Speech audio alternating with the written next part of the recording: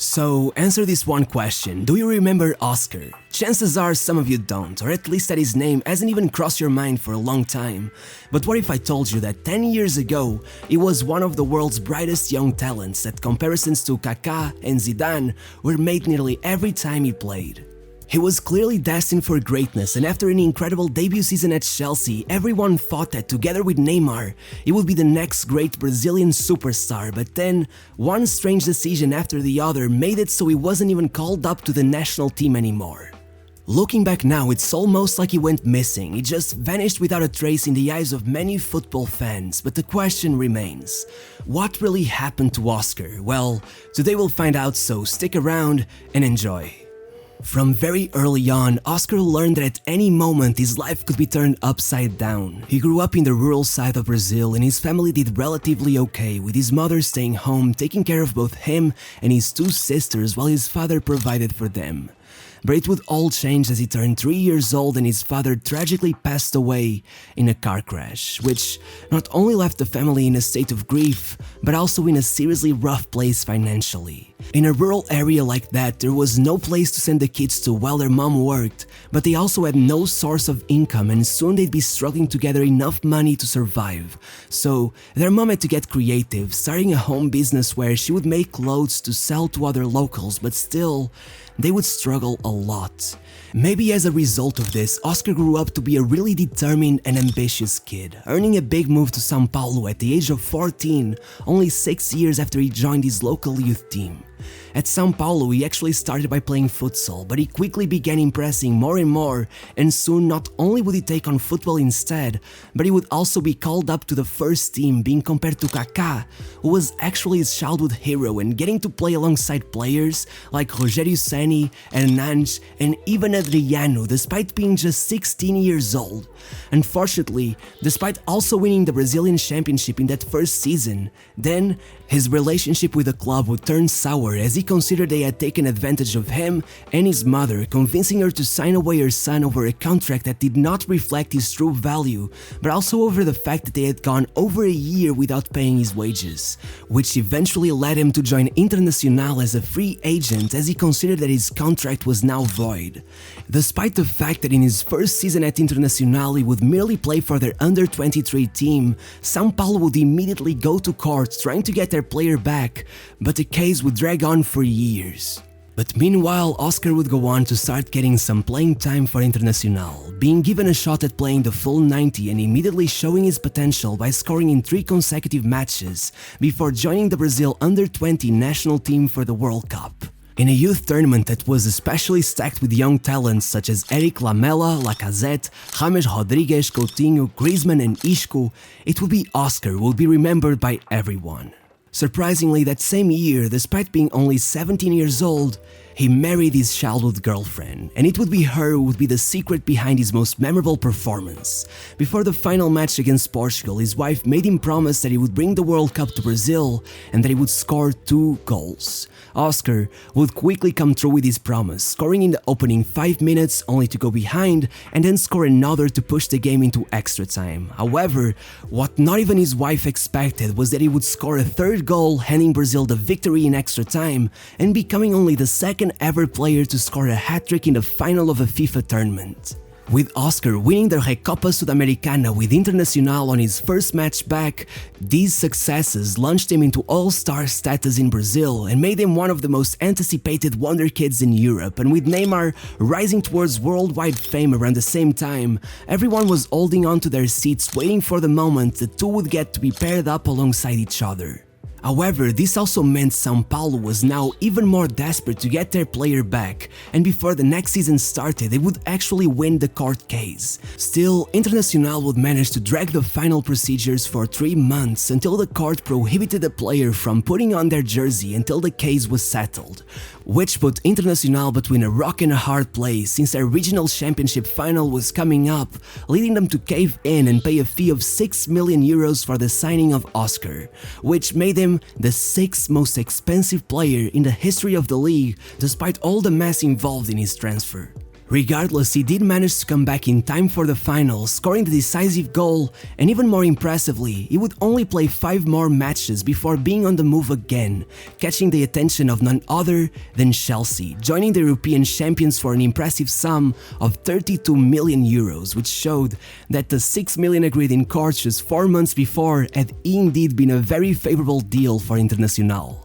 Over summer, he took part in the Olympic Games with Brazil, being an essential part of one of the most impressive attacking formations to have entered this tournament with Neymar, Hulk, Pato, Lucas Moura, etc. As you might imagine, they breezed through the tournament. Right on the first match, Oscar assisted 2, in the following match he scored his only goal, in the semi-final he once again assisted 2 goals, and then to the shock of many, Brazil lost out to Mexico in the final. Still, one thing stood out to everyone. Every goal was either scored or assisted by Neymar and Oscar. Clearly this duo was bound to become one of the scariest sides for any national team in the world. However, he was still only 20 years old and there were some questioning if he would be of any use to Chelsea at such a young age, but in fact, he was tremendous, scoring 2 goals against Juventus to clinch the draw in his first ever start for the club, made only more impressive by the fact that one of his goals would be named as the goal of the season. Over the rest of the group stage, he would turn out to be one of the best performers in the tournament, scoring 3 goals and getting an assist, only failing to cause a direct impact in one match, despite Chelsea somehow not managing to qualify to the knockout stage mere months after winning the whole competition. Despite his performances in the Europa League, Chelsea opted for leaving him on the bench in a lot of matches, but regardless, he would get to play the full 90 in the final as they went on to win the whole thing. As the season came to an end, there were a lot of things to be impressed about, but if one thing clearly stood out to many, was the fact that despite being doubted initially, Oscar had gone on to play an astounding 64 games in his first season for Chelsea, proving he could indeed be a valuable asset to the club. Over summer, he went on to play at the Confederations Cup. This time around, Neymar completely hogged the spotlight, but still, Oscar managed to get 2 assists, one in the opening match and another in the final, winning the whole thing in what was still an impressive performance by the young man. The following season, Jose Mourinho took over the club and once again, Oscar would be especially impressive at the European stage, scoring or assisting against every team he faced before being dropped for the semi-final match that Chelsea would unfortunately go on to lose. Still, his 5 assists in the competition would leave him only 1 short of top assist providers Cristiano Ronaldo and Arjen Robben. But then in 2014, things began taking a turn that no one expected. Oscar played his first ever World Cup and no one could have gotten even remotely close to guessing how it would end, especially considering they were playing the tournament at home. After getting 3 goal contributions in the group stage, the short-term future was looking bright for Oscar, especially as they breezed through the next 2 matches, arriving at the semi-finals with the confidence they would go all the way. But then, well, as it has become common to say, they lived the day they'll never forget. It was time to face Germany. By the 23rd minute, it had become apparent that Brazil was not going to impress anyone, especially as they were already losing. It was bad, but it got much worse as just 6 minutes later they would be losing 5-0. The fans were crying in the stands like they were at a funeral, and in a way, I guess they were. By injury time, they were losing 7-0 and Oscar's goal felt as sour as a goal could get. There was nothing to celebrate. It was the harshest defeat ever in a World Cup, which was made even more impressive considering that Brazil, the 5-time World Cup winners, were at the receiving end of it. Once again, Oscar had been shown that no matter how well things are going, everything can quickly turn into a nightmare.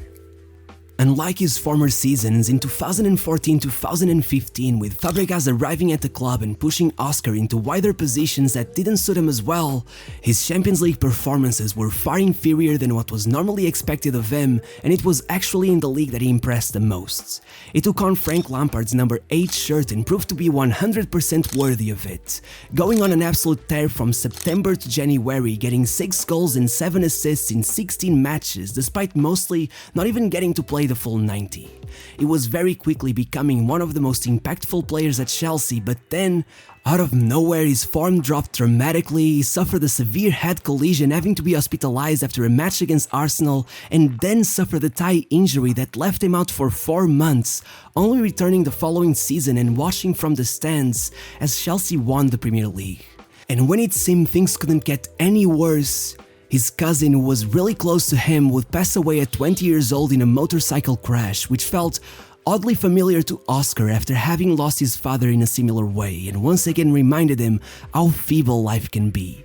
Once he made it back to the pitch, things just weren't the same. He was still getting consistent playing time. After all, Mourinho was a big fan of him, and it wasn't even for the same reason as everyone else. Mourinho didn't just see him as a creative number 10, it was the way he managed to be helpful at every stage of the game, even in defense, despite his impressive output in attack, that convinced Mourinho. There was even a game where he got thundering applause from the fans after managing to successfully complete 8 slide tackles as an attacking midfielder. He was very clearly something special, but still, that season things just didn't look right, and slowly but sadly he faded more and more, and by the end not only had he become a bench player, he wasn't even getting called up to the national team anymore. Throughout his whole career, you would get the sense that Oscar was making the most of every second he got in the spotlight, almost as if he knew some disaster would come to end his career prematurely. He was always very level-headed and financially conscious as well. It seemed he was especially afraid of ending up broke like many other Brazilian stars who blew all their money away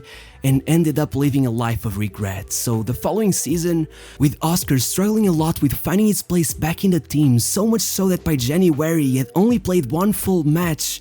he started feeling like maybe it would all be downhill from here. So instead of accepting his fate and trying to force his way back to the top, once an offer arrived, he decided to instead cash out on his notoriety while he still could, despite being only 25.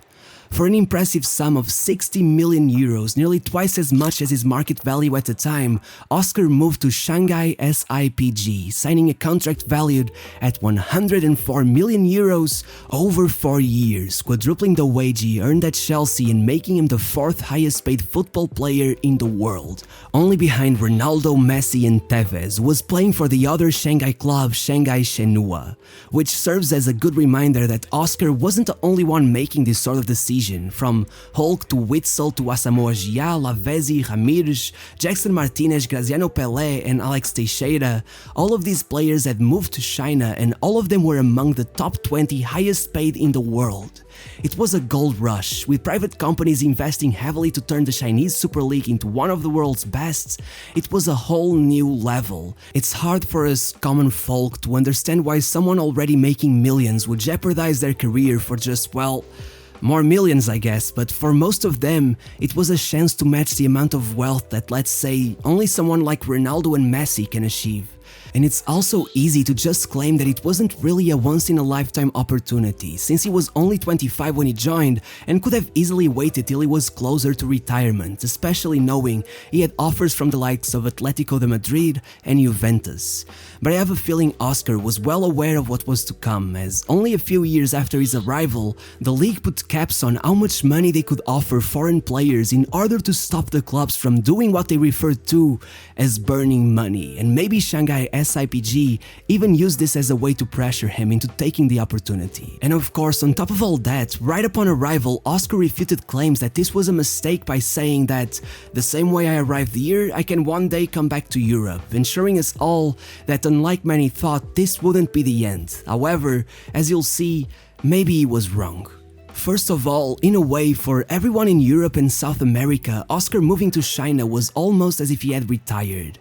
After joining Shanghai, he was never once again called up for the national team, robbing us of the opportunity to see his partnership with Neymar fully flourishing and robbing Neymar of going much further with Brazil than he would go on to manage by himself. This actually even culminated in him claiming that if he was somehow allowed to, he would very much be willing to join the Chinese national team, as he had grown to be quite fond of his new country. Regardless, this doesn't mean that once Oscar arrived in China, he just let go and stopped caring for football. In fact, after a sudden drop in market value following his transfer, it actually began climbing up again, peaking at 35 million, only 5 million less than when he was back at Chelsea. But let's not get ahead of ourselves. After his first full season, he adapted to the new league and became extremely dominant, pairing up with players like Ricardo Carvalho and Hulk to score 16 goals and provide 24 assists, and above all, winning the Chinese Super League, though he still somehow didn't win the Player of the Year award. Ever since then, he has continued putting up over 1 goal contribution per game, always leading the assist-making charts, even with some injuries preventing him from having the game time he would wish for over the last 2 years, and it seems by now he has finally had enough of the Chinese Super League, hinting in some interviews at a possible comeback to Chelsea or even to Brazil, and being heavily linked to a move to Italy, which makes more sense than you might imagine, considering he has Italian roots and even Italian citizenship. However, that promised move is yet to arrive, and considering his market value has dropped significantly over the last 3 years, it begs the question, is it too late for Oscar to make a comeback? Regardless of your answer, all these rumors have received great public reception, as you might imagine, as even the Chinese football fans seem to believe that he is a big fish in a small pond and would like to see if he's still capable of bringing magic to the biggest of stages. But with him now being 30 years old with frequent injuries and having not played a single match in the top 5 leagues in over 6 years, things aren't looking very promising.